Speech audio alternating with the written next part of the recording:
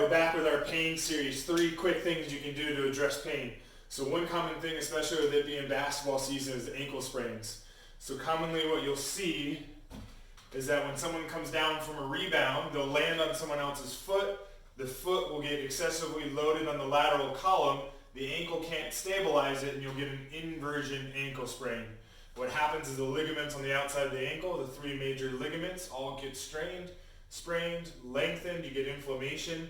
What it does then is creates this posture holding of this excessive lateral column loading of your foot, which then makes it really hard to dorsiflex and load that first ray. It also, if you don't address it, can make you susceptible to future ankle sprains if you don't restore the alignment or get that ankle square underneath the 2 shin bones.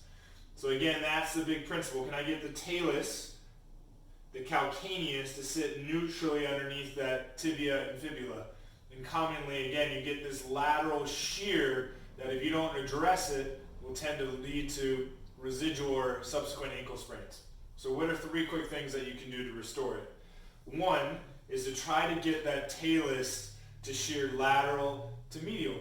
And so a way you can do that, you can just do it on the ground.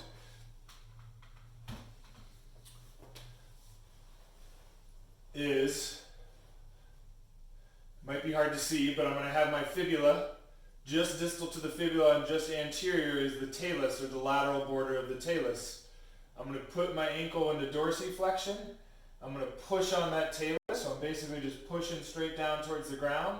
The more dorsiflexion I have in my ankle, the best. And then I'm going to externally rotate my hip. As my knee goes up, I get tension right into my finger, and I'm basically doing a lateral to medial glide on that talus. Exercise 1. Exercise 2.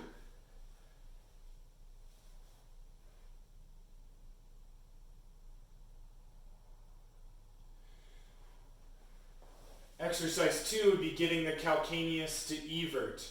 So again, we have this propensity or bias to hang out on the outside of the ankle. We just worked on getting the talus to go medial. Now we got to get that calcaneus to sit underneath. And so one thing I like to do there, you can use a chair like we have here. If you don't have the hip range of motion, you can put a lacrosse ball or something underneath your outer foot. But the idea is you're stabilizing just distal to the fibula, and you're going to put a blockade there that then blocks the talus. So then when I mobilize, I'm only mobilizing the calcaneus on the talus. So again, I'm blocking the talus with the chair. I'm taking my foot up into dorsiflexion. Now I've got the talus locked, and I can work on eversion of the calcaneus. So after an ankle sprain, with the eversion, I'm working on getting that calcaneus to go outward to in and almost going around the corner. I'm working on getting that talus to sit central underneath the distal tib fib.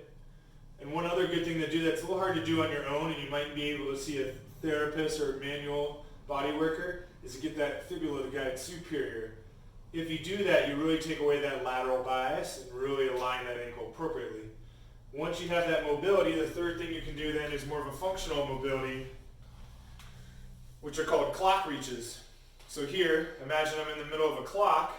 I'm going to balance on one leg and try to reach to each point of that clock as far as I can without losing my balance. And what you can visualize here is that I'm doing functional dorsiflexion. I'm doing triplanar dorsiflexion, and I'm also doing foot stability where I'm trying to prevent foot collapse. So think of that as a functional dorsiflexion and a functional stability drill for your foot. Again, with ankle sprains, get that talus and calcaneus to sit underneath the mortise or the distal shin, and then get that functional 3-dimensional control of dorsiflexion.